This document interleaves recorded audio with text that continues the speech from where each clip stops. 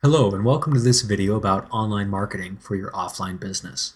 This time I wanted to talk about building a database with customer contact information.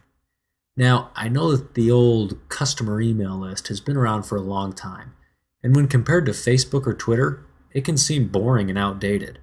The truth is, a well-manicured and properly groomed customer email list can be one of your most effective marketing tools. Now let me clarify here.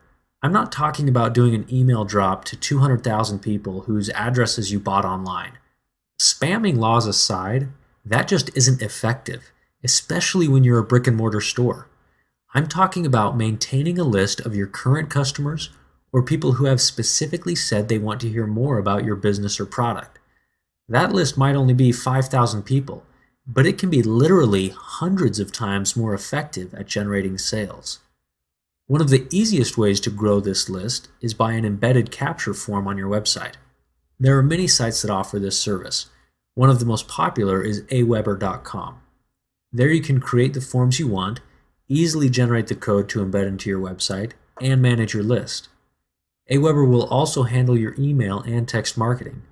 One of the big advantages of using a reputable site like them is that they make sure all of your emails are CAN-SPAM compliant. And that's important these days.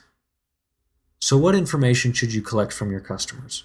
Well, there's the obvious first name, last name, email address, and the extremely valuable cell phone number. Collecting mobile numbers is the goldmine of our day because it allows you to text message your customers.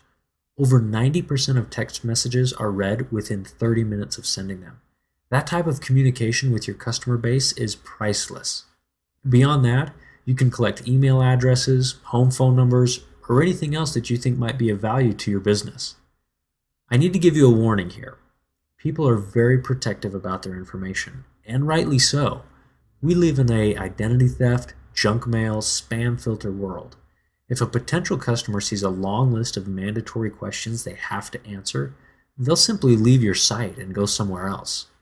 The key to growing a good database is asking for just enough information to make it valuable, but not too much so that you spook your customer.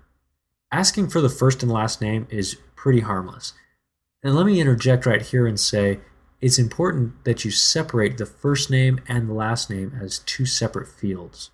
That comes in handy when you start emailing and you can tag it with their first name.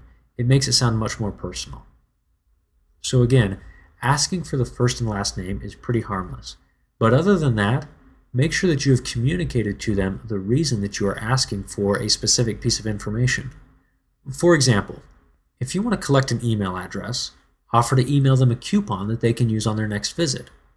If you want to collect a cell phone number, let them know that you offer first-come, first-served giveaways via text messages. The point is, people need to be reassured that giving you their personal information will benefit them, and the sooner they see that benefit, the better. So now that you have your customers' information, what should you do with it? The most important thing is to resist the urge to overuse it. If you send out too many emails or text messages, people will simply start ignoring you or opt out of your list. Worse yet, they'll complain to your list manager, like Aweber, and your account could be disabled. The general rule of thumb is to only send out a message when you have something to offer that will benefit your customers. Well, that's it for this video. If you don't already collect your customers' information, now's a great time to start. As always, you can talk to an online marketing professional for tips on ways to improve data collection and customer interaction. Thanks very much, and we'll see you on the web.